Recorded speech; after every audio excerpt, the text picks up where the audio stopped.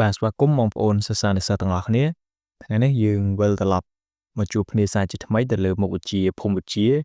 ថ្នាក់ទី12ត្រៀមប្រឡងបាក់ឌុបឆ្នាំ2025អញ្ចឹងខ្ញុំនឹងជាមរកសំណួរថ្មីដែលតកតងនឹងការប្រឡងហើយបាទទៅមើលទាំងអស់គ្នាទៅតើនៅក្នុង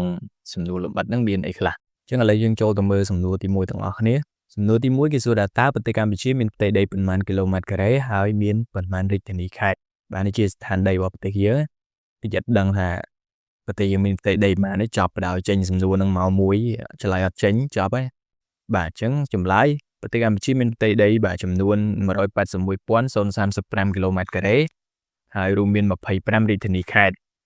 បាទ25រាជធានីខេត្តហ្នឹងគឺក្នុងនោះគឺរាជធានីចំនួន1គឺ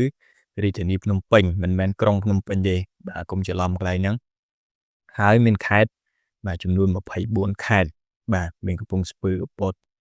បាទកោះកុងព្រៃវែងស្វាយរៀងអីហ្នឹងបាទយើងរៀបរាប់ទៅអាហ្នឹងបើសិនជាបាទគេមានឲ្យរៀបរាប់ឥឡូវយើងចូលទៅកាន់សំណួរទី2គឺសួរថាតើជំងឺ COVID-19 បានជះឥទ្ធិពលអ្វីខ្លះលើវិស័យទេសចរបាទអញ្ចឹងសំណួរនេះក៏ទំនងដែរមែនទេព្រោះ COVID ទើបតែចប់ហើយទេសចរក៏ទើបតែនឹងងើបឡើងវិញបន្តិចម្ដងអញ្ចឹងយើងទៅមើលចម្លើយជំងឺ COVID-19 បានជះឥទ្ធិពលយ៉ាងខ្លាំងមកលើវិស័យទេសចរដូចជាបាទអញ្ចឹងយើងត្រេតាមនឹងមកទី1គឺបាត់បង់ភ្ញៀវទេសចរជាតិនិងអន្តរជាតិដោយមិនអាចធ្វើដំណើរកម្សាន្តបានដូចមុនទី2វិស័យទេសចរបានបាត់បង់ចំណូលចូលថវិកាជាតិយ៉ាងច្រើនបាទទី3ធ្វើឲ្យប្រជាជនបាត់បង់ការងារធ្វើហើយអាជីវករបាត់បង់ប្រាក់ចំណូលទី4ម្ចាស់សថាគាររមណីយដ្ឋានត្រូវបង្ខំចិត្តបិទទ្វារព្រោះមិនមានភ្ញៀវទេសចរចូលលេងកម្សាន្តបាទទី5ទេសចរកម្ពុជាត្រូវរងចាំរយៈពេលបាទពី3ទៅ5ឆ្នាំទើបអាចស្ដារមកស្ថានភាពដូចដើមវិញនិងចុងក្រោយធ្វើឲ្យសេដ្ឋកិច្ចជាតិធ្លាក់ចុះយ៉ាងខ្លាំងបាទនៅមានចំណុចផ្សេងទៀតបើសិនជាបងប្អូនទាំងអស់គ្នារកបានហើយទៅសេចូលមកហ្នឹងបើសិនជាជួបបាទសេបានត្រេច្រើនក៏កាន់តែល្អដែរប៉ុន្តែជិះវៀងការជន់នៃគ្នាបើសិនជាយើងទៅសេចូលបាទឥឡូវចូលទៅកាន់សំណួរទី3សំណួរទី3គេសួរថាតើការដាំដុះដោយប្រើជីគីមីនិងការកាប់បំផ្លាញព្រៃឈើមានការប៉ះពាល់ដល់មច្ឆជាតិយ៉ាងដូចម្តេចខ្លះអញ្ចឹងការប្រើជីគីមីហ្នឹងក៏មិនមែនល្អសម្រាប់តែពេលយើងដាក់ជាមួយស្រូវជាមួយដំណាំទេក៏ប៉ុន្តែក៏វាមានផលប៉ះពាល់ដូចគ្នាអញ្ចឹងខ្ញុំដាក់បូកមួយខ្ញុំដាក់ការប្រើជីគីមីមុនបាទអញ្ចឹងផលប៉ះពាល់នៃការប្រើជីគីមីគឺបាទត្រេមួយបាទជាតិគីមីហូរចូលទៅក្នុងផ្លូវទឹកដែលខូចបរិស្ថានទឹកទី2វិនាសបាត់បង់ពពួកមច្ឆជាតិមិនអាចបន្តពូជបានទី3ធ្វើឲ្យបាត់បង់បរិមាណរបស់មច្ឆជាតិបាទអញ្ចឹងតាមមិនអាចបន្តពូជគឺកាត់បន្ថយបរិមាណហើយកាត់បន្ថយចំនួនមច្ឆជាតិហើយនិងចុងក្រោយបាទធ្វើឲ្យបាត់បង់ឲ្យជារសរបស់សាច់ពពួកមច្ឆជាតិអញ្ចឹងវារសជាតិនៅពេលដែលយើងនេសាទនៅពេលដែលយើងរកបានយកមកហូបណាធ្វើជាមកហូបណាក៏វាមិនមានជាតិបាទឆ្ងាញ់ដូចមុនដែរដូចធម្មជាតិដែរអញ្ចឹងណាបាទនេះជាផលប៉ះពាល់នៃការប្រើបាទជីគីមីអញ្ចឹងយើងទៅមើលបូកមួយទៀតមកបាទការកាប់បំផ្លាញព្រៃឈើម្ដងអញ្ចឹងការកាប់បំផ្លាញព្រៃឈើក៏វាប៉ះពាល់ដែរបាទត្រេទី1បាទបាត់បង់ជំរកត្រីពងកូននិងចំណីរបស់មច្ឆជាតិបាទទី2បង្កភាពរាំងស្ងួតកំណើនកម្ដៅសីតុណ្ហភាពទី3បឹងស្ទឹងទន្លេកាន់តែរាក់ដោយសារសំណឹកដីបាទសំណឹកដីវាបាក់ចូលណាបាទអញ្ចឹងព្រៃឈើវាជួយបានច្រើនអូខេឥឡូវយើងចូលទៅកាន់សំណួរទី4បាទសំណួរទី4គឺសួរថាតើអត្រាលទ្ធភាពបង្កកំណើតប្រែប្រួលទៅតាមលក្ខខណ្ឌអ្វីខ្លះនេះតកតងទៅនឹងស្ត្រីបាទអញ្ចឹងចម្លើយបាទអត្រាលទ្ធភាពបង្កកំណើតប្រែប្រួលទៅតាមបាទលក្ខខណ្ឌចំនួន4ទី1លក្ខខណ្ឌភូមិសាស្ត្រហើយយើងចុច2មកយើងនិយាយមកលក្ខខណ្ឌភូមិសាស្ត្រហ្នឹងមិនបាទទីកន្លែងមានសុខសុវត្ថិភាពមិនសូវបាទមានការផ្លាស់ប្ដូរទីកន្លែងរស់នៅទៅអញ្ចឹងអាហ្នឹងក៏ធ្វើឲ្យបង្កលក្ខណៈងាយស្រួលនៅក្នុងការបាទបង្កកំណើតដែរហ្នឹងអញ្ចឹងណាហើយយើងបញ្យលត្រេមួយហើយយើងបញ្យលបាទត្រេទី2លក្ខខណ្ឌសេដ្ឋកិច្ចតកតងហ្នឹងក៏តែជីវភាពគ្រួសារបាទជីវភាពគ្រួសារគាត់រៀងធូរធារទៅក៏គាត់បាទយកបាទកូនយកបុត្រហ្នឹងបានគ្រាន់បើទៅយកច្រើនសេដ្ឋកិច្ចនេះខ្ញុំគិតថាបើបងប្អូនដែលគាត់មានសេដ្ឋកិច្ចរៀងធូរធារគាត់យកកូនតិចបាទបើសេដ្ឋកិច្ចគាត់មិនសូវធូរធារហ្នឹងគាត់យកកូនច្រើននេះតាមតំបន់មួយចំនួនគឺបាទនឹងទៅវិញបាទអូខេឥឡូវយើងចូលដល់បាទលក្ខខណ្ឌទី3គឺទំនៀមទម្លាប់តាមតំបន់ទីក្រុងជនបទអីចឹងទៅបាទតាមជនបទខ្លះគឺបាទកូនស្រីគឺមិនឲ្យរៀនបានច្រើនទេជាតែធ្វើប្រពន្ធគេមិនរួចនៅតែចង្ក្រានបាយមិនរួចអញ្ចឹងបាច់ទៅរៀនអីឆ្ងាយទេ បាទនេះតាមតំបន់ជនបទមួយចំនួននៅឥឡូវហ្នឹងក៏នៅតែមានអញ្ចឹងដែរបាទកូនធំមិនទាន់ឲ្យរៀបការយកប្តីបាត់បាទអញ្ចឹងអានេះវាក៏ជាលក្ខខណ្ឌមួយដែលតកតងទៅនឹងលទ្ធភាពបង្កកំណើតរបស់ស្ត្រីដែរ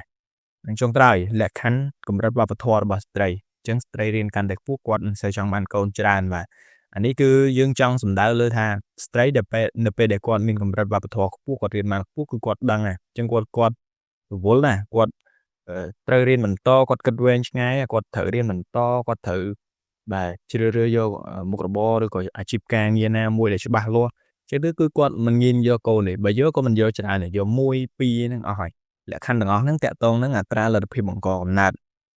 ចឹងយើងចូលទៅកាន់បាទសំណួរទី5ដែលជាសំណួរចុងក្រោយហើយក៏ជាសំណួរមួយសំខាន់ដែរសម្រាប់វិញ្ញាសាហ្នឹងណាបាទគេសួរថាតើវិស័យកសិកម្មកម្ពុជាបច្ចុប្បន្នមានបញ្ហាប្រឈមអ្វីខ្លះ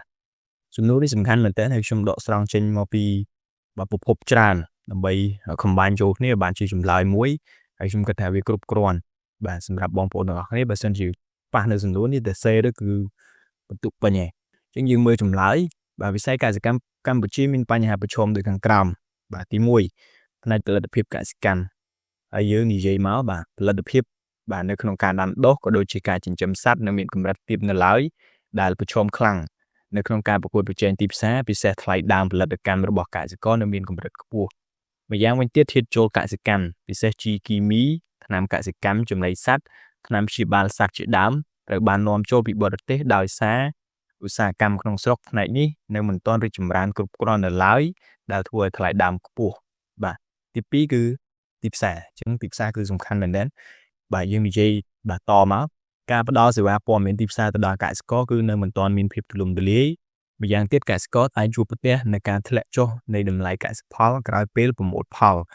បាទហើយការអនុវត្តផលិតកម្មកសិកម្មតាមកិច្ចសន្យាក៏នៅពុំទាន់បានល្អប្រសើរចូលដល់ចំណុចទី3ការគ្រប់គ្រងនិងការប្រើប្រាស់ដីអញ្ចឹងការប្រើប្រាស់ដីកសិកម្មឲ្យចំគោលដៅនិងសក្តានុពលនៅតាមភូមិសាស្ត្រនីមួយៗស្ថិតនៅតែជាបញ្ហាដែលក្រសួងកំពុងគិតគូរអំពីការកំណត់តំបន់ដាំដុះកសិកម្មឲ្យបានសមស្របឧទាហរណ៍ដូចជាដីខ្លះគាត់ដាំកស៊ូបានប៉ុន្តែគាត់អត់ដាំកស៊ូគាត់ទៅជាដាំអីរលងមីឬក៏ទៅដាំបាទដំណាំដូចជាស្រូវអីវិញអញ្ចឹងណាអញ្ចឹងអាហ្នឹងក៏នៅជាបញ្ហាប្រឈមដែរទី4ផ្នែកហេដ្ឋារចនាសម្ព័ន្ធនិងភស្តុភារកម្មប្រព័ន្ធស្រោចស្រពកសិកម្មនៅពុំទាន់បានគ្របដណ្ដប់លើផ្ទៃដីដាំដុះឲ្យបានទូលំទូលាយជាពិសេសការរៀបចំប្រព័ន្ធប្រឡាយបង្ហូរទឹកចូលស្រែដោយស្វ័យប្រវត្តិពុំទាន់បានពង្រីកដល់ដីស្រែរបស់កសិករនៅឡើយបញ្ហាតម្លៃដឹកជញ្ជូនអគ្គិសនីនិងប្រព័ន្ធសេវាភស្តុភារគឺជាបញ្ហាមួយដែលរួមចំណែកធ្វើឲ្យថ្លៃដើមផលិតកម្មខ្ពស់ពិបាកនឹងធ្វើការប្រកួតប្រជែងជាមួយផលិតផលកសិកម្មពីបរទេស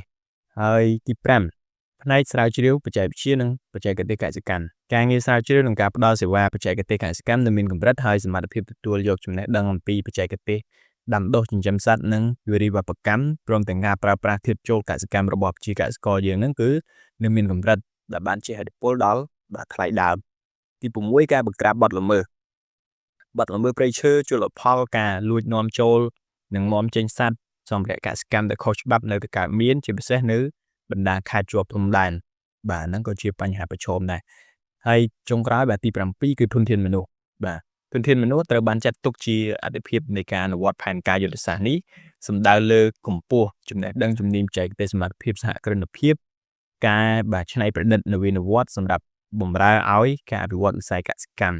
ទោះបីជាយ៉ាងនេះក្តីបាទតម្រូវការពង្រឹងសមត្ថភាពនិងគុណភាពនៃការអប់រំនិងបណ្ដុះបណ្ដាលបច្ចេកទេសនៅមិនទាន់ឆ្លើយតបទៅនឹង